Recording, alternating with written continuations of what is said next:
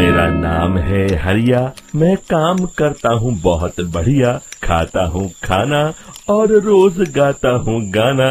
अरे यार, आज तो बहुत देर हो गई। इस खतरनाक जंगल को देखकर तो मेरे हाथ पैर ठंडे हो गए हैं। अगर मैं वक्त पर गांव नहीं पहुंचा तो मालिक बहुत नाराज हो जाएंगे। तभी हरिया को एक आवाज सुनाई देती है। सुनिए हरु जी। अरे, ये आवाज किसने दी? तभी हरिया को सामने कुछ दूर एक औरत खड़ी दिखाई देती है। अरे भाई, ये औरत अकेली इतनी रात को इस जंगल में क्या कर रही है? चलकर पूछना पड़ेगा।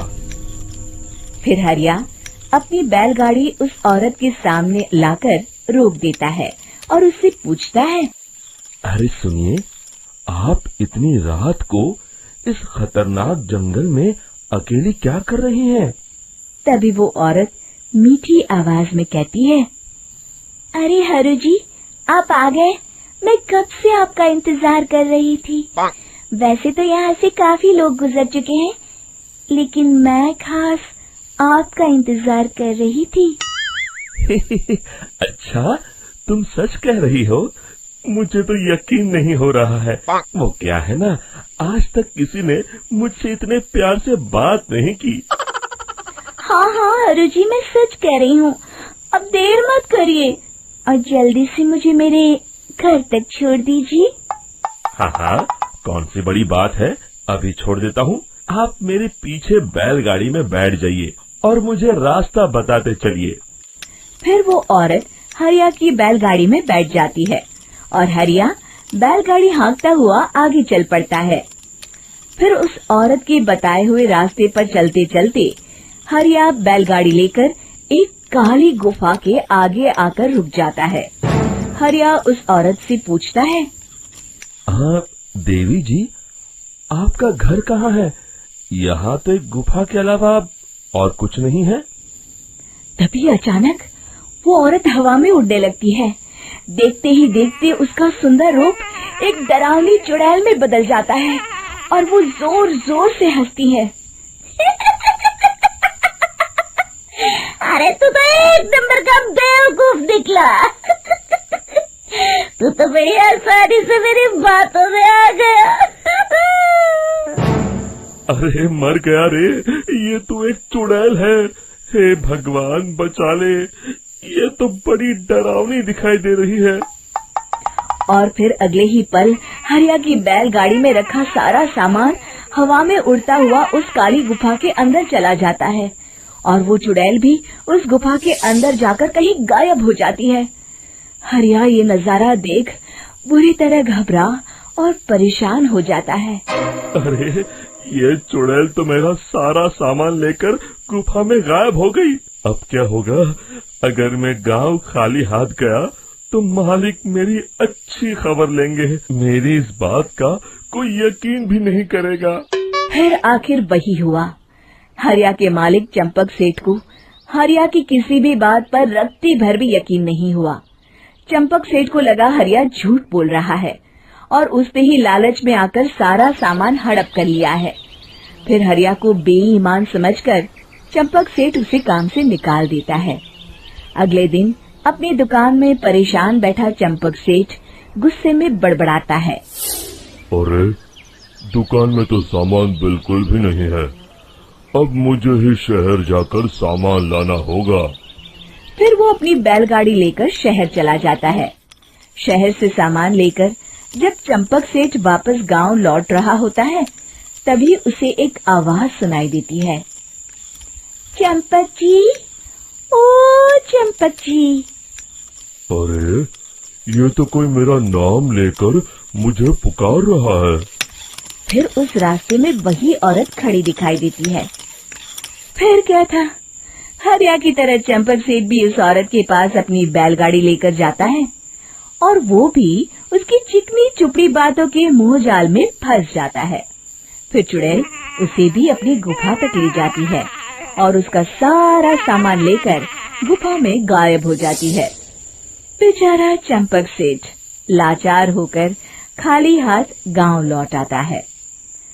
फिर ये उस जंगल में रोज की बात हो जाती है। जो कोई भी शहर से कुछ लेकर गांव की तरफ लौटता, वो चुड़ैल उसे बेवकूफ बनाकर उसका सारा सामान लेकर गुफा में गायब हो जाती। एक दिन हरिया एक लकड़हारे को उसी जंगल की तरफ जाते हुए देखता है। फिर हरिया उसे रोकते हुए कहता है, अरे भाई, क्यों अपनी मौत को दावत दे रहे हो? मेरी बात मानो, आगे जंगल में मत जाओ, वहाँ एक बड़ी भयानक चुड़ैल रहती है। लकड़हारा हरिया की बातों को नजरअंदाज करते हुए कहता है, अरे भाई, मुझे पहले ही बहुत देर हो चुकी है, मुझे जाने दो भाई। शाम तक लकड़ियाँ काट कर शहर के बाजार में बेचना है। तुम अपनी ये कहानी किसी फुर्सत में बैठे इंसान को सुनाओ, मैं तो चला। इतना कहकर लकड़हारा वहाँ से आगे जंगल की तरफ चला जाता है। फिर अगले दिन गांव के मुखिया के घर के बाहर बहुत सारे लोग जमा हो जाते हैं। तभी हाथ में कुल्हाड़ी लिए खड़ा लकड़हारा कहता है, अरे मुखिया जी, अब आप ही हमें बचाइए उस जंगल वाली चुड़ैल से। हमारा सारा काम तो शहर से ही होता है। अरे मुखिया जी, उस चुड़ैल की वजह से तो मैं पूरी तरह बर्बाद हो गया हूँ। हम सबको मिलकर उस चुड़ैल का कोई इलाज करना पड़ेगा। तभी भीड़ में खड़ा वीरा कहता है, आप लोग चिंता मत करिए, कल से वो चुड़ैल किसी को नहीं लूट पाएगी। मेरे पास एक बहुत अच्छी तरकीब है। तभी चंपक सेठ उसका मजाक उड़ाते हुए कहता है, अरे तेरा नाम वीरा है तो क्या हुआ? तूने अभी उस चुड़ैल को देखा नहीं है? जाकर अपना काम कर, बड़ा आया।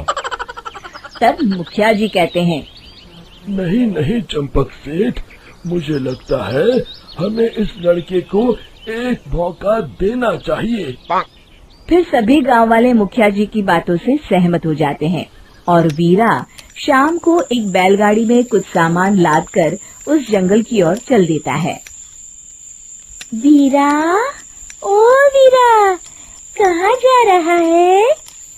तभी वीरा मुड़ के देखता है, वही चुड़ैल एक औरत के रूप में खड़ी है। अरे बहन जी, मैं आपको ही ढूंढ रहा था। देखिए, मैं आपके लिए क्या लाया हूँ। हैं? अरे वाह, तो खुद मेरे लिए इतना सामान लाया है। तू ही अकेला गांव में समझदार है।